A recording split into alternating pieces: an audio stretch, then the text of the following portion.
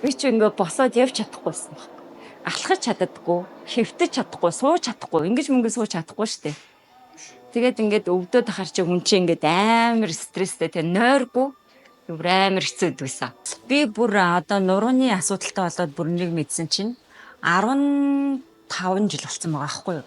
Тэгээд 15 жил болохдоо би нөгөө зүгээр байгаагүй өвдөлт нь ингээд жил ирэх тусам хүндрээд тэгээд би Монголд одоо маш олон эмчилгээ хийлгсэн. Тэгээд баг яваагүй эмнэлэг хийлгээгүй эмчилгээ баг байхгүй. Тэгээд ингээд өөрийгөө эмчлүүлж ийн гэж бодоод яваад байсан боловч жил ирвдсэн миний нуруу хүндэрсэн байсан л та. Тэгээд сүлдээ эмра хийлгсэн чинь миний хөр нөгөө сүлхийгээд тэгээд диск нь урагдаад тэгээд ер нь бол хагалгааны залттай болцсон байсан.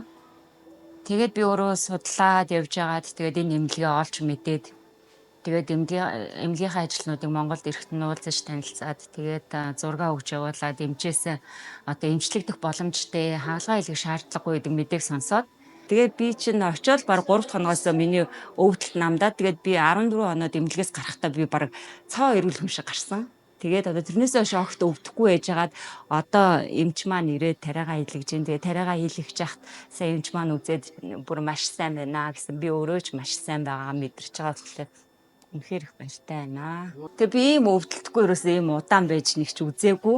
Тэгээ би бүр бараг сар болгон минийх ингээд нөгөө өвдөлтөнд давтагдаад тэгээд нөгөө тэр амар хүчтэй өвдөлт чинь ингээд ойрхон хугацаанд давтамж нь их байхаар би бүр өөрөө сүулдэ бүр ингээд өвдөлтийн шоконд ороод би бүр амар хэцүү инээх хөтөл баг хүнтэй ч ярьж чадахгүй тийм байсан байхгүй. Тэгээ одоо бол би бүр аюу аз жаргалтай баг 8 сар болсон. Тэгээд өөртөө баг итгэж чадахгүй тэгээд нуруу өвдөхгүй байх ингээд ямар сайхан байхыг мэдрээд би 8 сар болчлоо.